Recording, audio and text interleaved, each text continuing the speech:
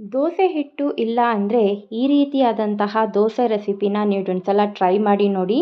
ತುಂಬಾ ಈಸಿಯಾಗಿ ಉದ್ದಿನ ದೋಸೆ ಹೇಗೆ ಬರುತ್ತೆ ಅದೇ ರೀತಿಯಾದಂತಹ ದೋಸೆನ, ಸಾಫ್ಟ್ ಆದಂತಹ ದೋಸೆನ ಕೇವಲ 10 ನಿಮಿಷದೊಳಗಡೆ ನೀವು ತಯಾರಿಸ್ಕೋಬೋದು. ಬೆಳಗಿನ ತಿಂಡಿ ತುಂಬಾ ಈಸಿಯಾಗಿ ಆಗೋಗುತ್ತೆ. ಈ ರೆಸಿಪಿ ನಿಮಗೆ ಇಷ್ಟ ಆಗಿದ್ದರೆ ಸಬ್ಸ್ಕ್ರೈಬ್ ಮಾಡ್ಕೊಳ್ಳಿ, ಲೈಕ್ ಮಾಡಿ, ಶೇರ್ ಮಾಡಿ. ಈಗ ನಾನು ಮೊದಲಿಗೆ ಹೇಗೆ ಮಾಡೋದು ಅಂತ ನೋಡ್ಕೊಳ್ಳಿ ಬನ್ನಿ.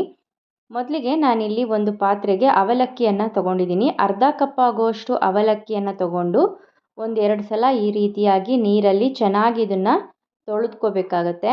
ವಾಶ್ ಮಾಡಿದ ನಂತರ ನೋಡಿ, ಇವಾಗ ಈ ಥರ ಸಾಫ್ಟಾಗಿ ನೆಂದಿದೆ. ಇವಾಗ ತೊಳೆದ ಮೇಲೆ ಇವಾಗ ನಾನು ಇದಕ್ಕೆ ಅಕ್ಕಿ ಹಿಟ್ಟನ್ನು ಸೇರಿಸ್ಕೊಳ್ತಾ ಇದ್ದೀನಿ.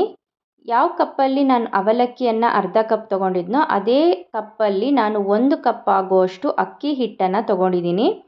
ಈಗ ನಾನು ಇದಕ್ಕೆ ಮಜ್ಜಿಗೆಯನ್ನು ಸೇರಿಸ್ಕೊಳ್ತಾ ಇದ್ದೀನಿ. ಹುಳಿ ಮಜ್ಜಿಗೆನೂ ಆದರೂ ಆಗ್ಬೋದು, ಅಥವಾ ಇಲ್ಲ ಅಂದರೆ ನೀವು ಮಾಮೂಲಿ ಮಜ್ಜಿಗೆ ಮಾಡ್ಕೊಳ್ತೀರಲ್ವ, ಹುಳಿ ಇಲ್ಲ ಅಂದರೂ ಪರವಾಗಿಲ್ಲ. ಅದನ್ನು ಸೇರಿಸ್ಕೊಂಡು ಅರ್ಧ ಟೀ ಸ್ಪೂನ್ ಆಗೋಷ್ಟು ಉಪ್ಪನ್ನು ಸೇರಿಸ್ಕೊಂಡು ಈ ರೀತಿಯಾಗಿ ಚೆನ್ನಾಗಿ ಇದನ್ನು ಕಲಿಸ್ಕೊಬೇಕಾಗತ್ತೆ.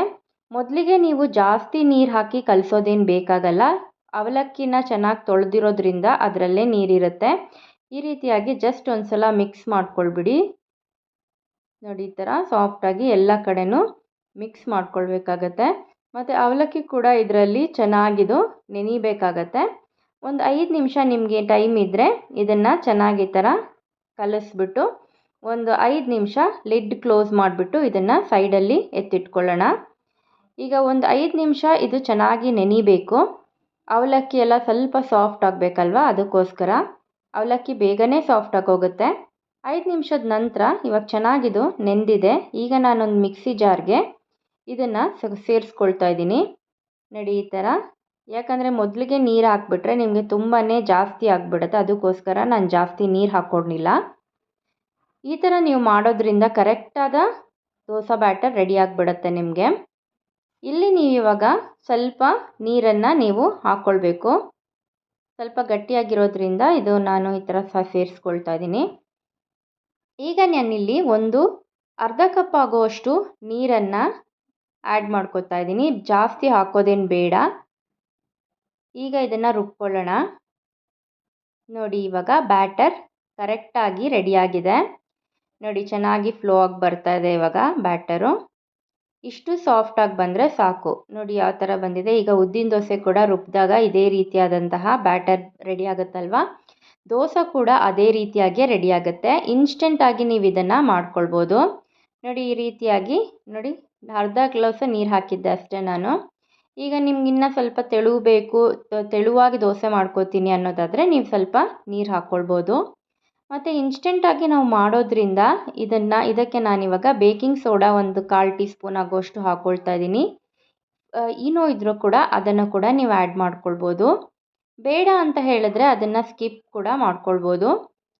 ನೋಡಿ, ಈ ರೀತಿಯಾಗಿ ಬ್ಯಾಟರ್ ರೆಡಿ ಇದೆ. ಈಗ ತವಾ ಕೂಡ ಕಾಯಕ್ಕಿಟ್ಕೊಂಡಿದ್ದೀನಿ. ತವಾ ಕೂಡ ಚೆನ್ನಾಗಿ ಕಾದಿದೆ.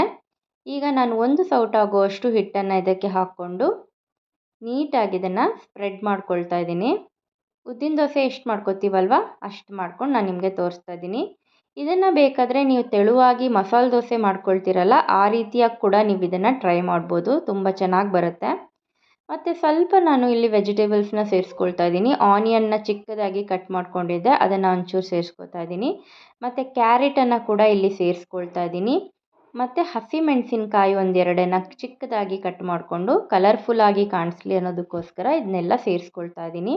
ಯಾವುದೇ ರೀತಿಯಾದಂತಹ ಸಾರು ಅಥವಾ ಚಟ್ನಿ ಜೊತೆಗೆ ಈ ರೆಸಿಪಿ ತುಂಬಾ ಚೆನ್ನಾಗಿರುತ್ತೆ. ಇನ್ಸ್ಟೆಂಟಾಗಿ ದೋಸೆ ಹಿಟ್ಟಿಲ್ಲ ಅಂತ ಬೆಳಗ್ಗೆ ಎದ್ದಿದ ತಕ್ಷಣ ಟೆನ್ಷನ್ ಮಾಡ್ಕೊಳ್ಳುವಂತಹ ಇದೇ ಇರೋದಿಲ್ಲ. ತುಂಬ ಈಸಿಯಾಗಿ ನೀವು ಇದನ್ನು ಮಾಡ್ಕೊಳ್ಬೋದು. ಮತ್ತು ನೀವಿಲ್ಲಿ ಯಾವುದೇ ತರಹದ್ದು ಬೇಕಾದರೂ ಸೇರಿಸ್ಬೋದು. ಕೊತ್ತಂಬರಿ ಸೊಪ್ಪನ್ನು ಸೇರಿಸ್ಬೋದು.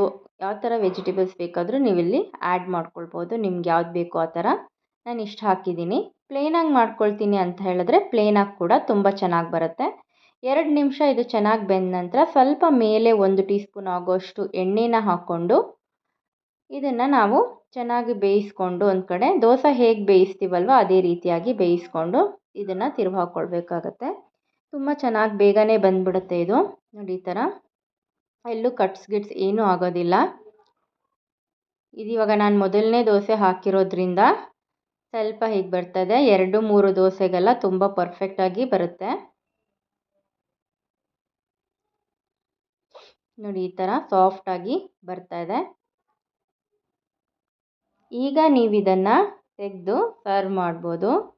ನೋಡಿ ಯಾವ ರೀತಿಯಾದಂತಹ ಉದ್ದಿನ ದೋಸೆ ತರಹದ ದೋಸೆ ರೆಡಿಯಾಗಿದೆ. ಈ ರೆಸಿಪಿ ಇಷ್ಟ ಆಗಿದ್ರೆ ಲೈಕ್ ಮಾಡಿ, ಶೇರ್ ಮಾಡಿ. Thank you.